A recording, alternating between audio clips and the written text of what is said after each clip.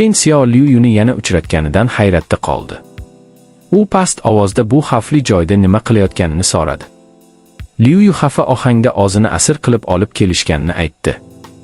So'ng u ham pichirlab, Shen Xiao ham qolga tushganmi deb so'radi. Shen Xiao esa bu savolga javob bermadi.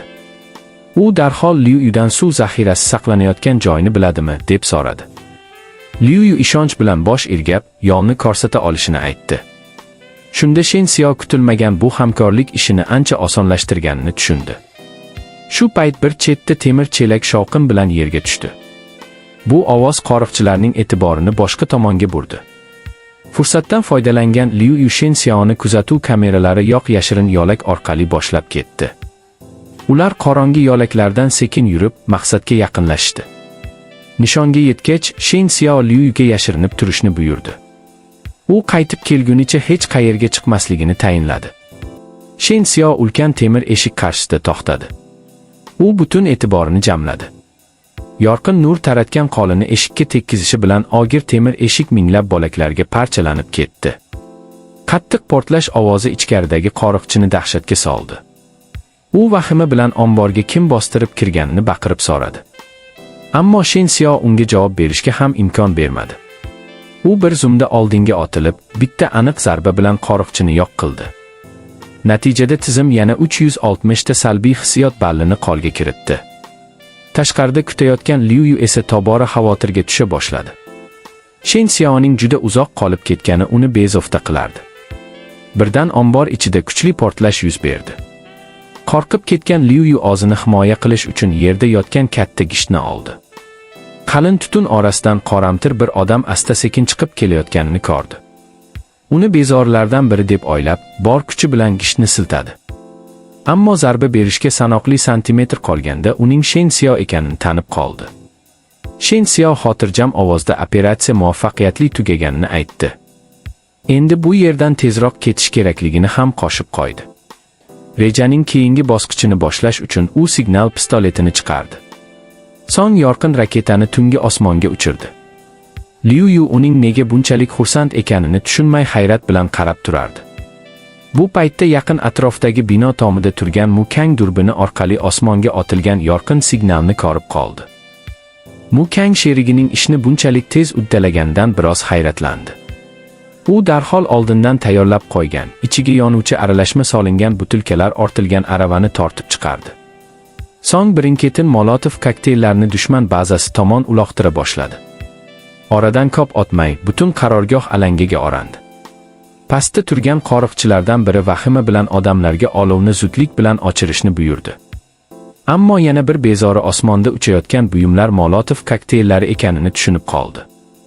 U hammaga jonini saqlab qochishni baqirib buyurdi. Bazani vahima qoplagan bir paytda, Liu Yu Shen Xiaoni janubiy chiqish tomon olib boradigan tor yo'lakdan boshlab ketdi. Shen Xiao atrofdagi tartibsizlikka e'tibor bermay, maqsad sari harakat qilishda davom etdi. Shu payt ularning yo'lini Lu Wanqing to'sib chiqdi. U yiglab yolvorib, Shen Xiaodan o'zini qutqarishini so'radi. Hatto agar uni olib chiqib ketsa, qarz masalasida tuzoqqa tushirganini ham kechirishini aytdi. Shen Xiao esa masxarali kulimsiradi. U Lu Wanqing hali ham vaziyatini tushunmayotganini sovuq ohangda aytdi. Shu gapdan keyin qizning ko'zidan yosh oqa boshladi. U yiglab, har kuni guruh a'zolariga xizmat qilishga majbur bo'layotganini aytdi. Qochishga yoki qarshilik ko'rsatishga uringanda esa ayovsiz kaltaklanishini ham tan oldi.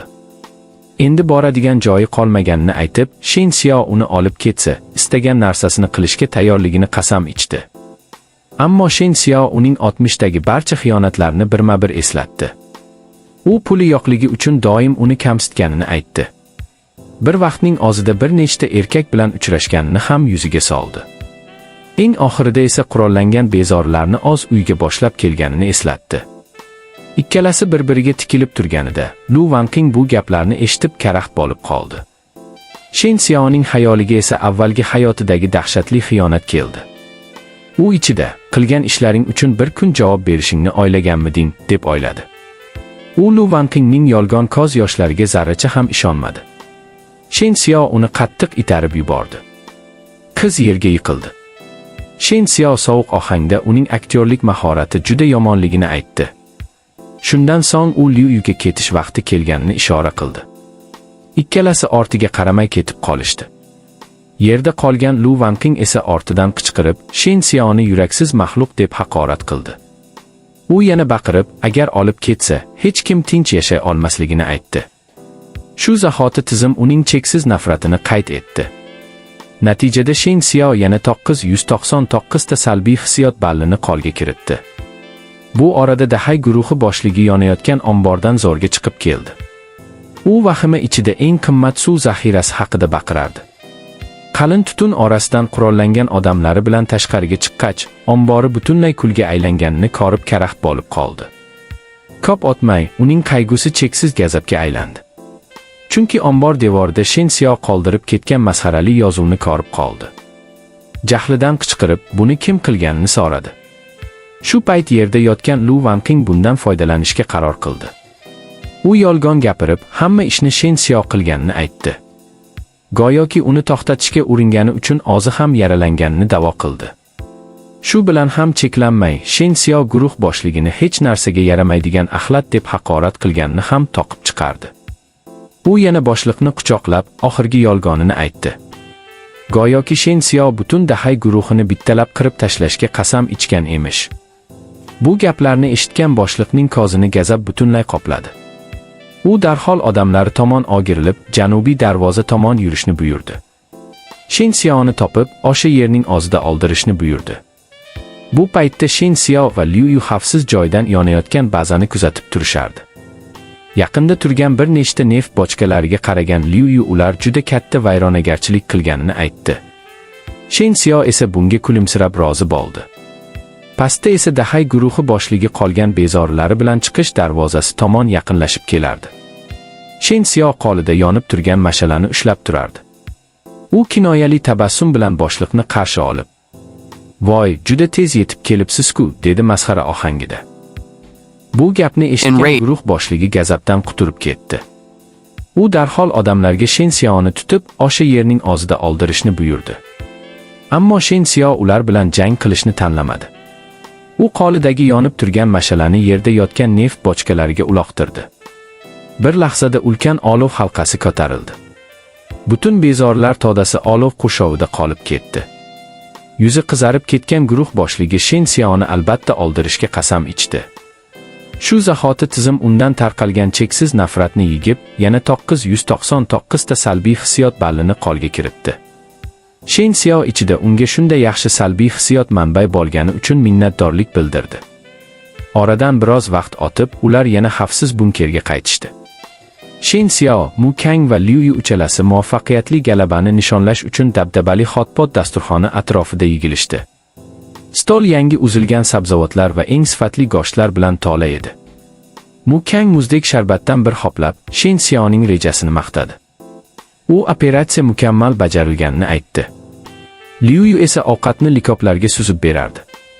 Mu Kang hazillashib, hozir Dahay guruhi boshlig'i yonib ketgan qarorgohini gazab bilan agdar-tontar qilayotgan bo'lsa kerak, dedi.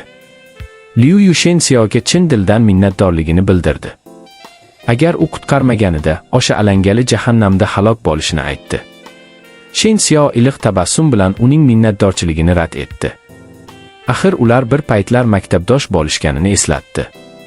Liu Yu esa baribir rahmat aytishda davom etdi. U Shen Xiaoning jasorati odamzodga bo'lgan ishonchini yana qaytarganini tan oldi. Mu Kang ham bunga qo'shildi. U Shen Xiaoning qutqaruv rejasini yana bir bor maqtadi. Shunga qaramay, u bitta narsani hali ham tushuna olmayotgan edi. Qanday qilib bitta odam shuncha qisqa vaqt ichida butun suv omborini bo'shatib yubora olgan? Xonaning o'rtasida tog'dek uyilgan suv idishlari bunga yaqqol dalil bo'lib turardi. Shen Xiao esa bu savolga aniq javob bermadi. U faqat o'zining maxsus usullari borligini aytdi. Mu Kangga esa suvlarni qanday qilib sezdirmay sotish haqida o'ylashni maslahat berdi. Keyin Shen Xiao mavzuni o'zgartirdi. U Liu Yudan nega maktabni bitirgandan keyin birdaniga g'oyib bo'lib qolganini so'radi. Liu Yu boshini egib, qayg'uli xotirasini so'zlab berdi. Uning aytishicha, bir kuni uyga qaytganida uy butunlay bo'sh edi. Eng dahshatlisi, ota-onasi aynan bir vaqtda sirli tarzda bedarak yo'qolgan edi. Uning fojiali hikoyasi tugamasdan tashqarida kuchli yorug'lik paydo bo'ldi. Uchovlon darhol bunkerning mustahkam oynasi yoniga yugurishdi. Tashqariga qarashganda dahshatli manzarani ko'rishdi. Shahar bo'ylab ulkan yong'in nazoratdan chiqib ketgan edi. Alanga tobora kuchayib, butun mahallani yutib yuborayotgandi.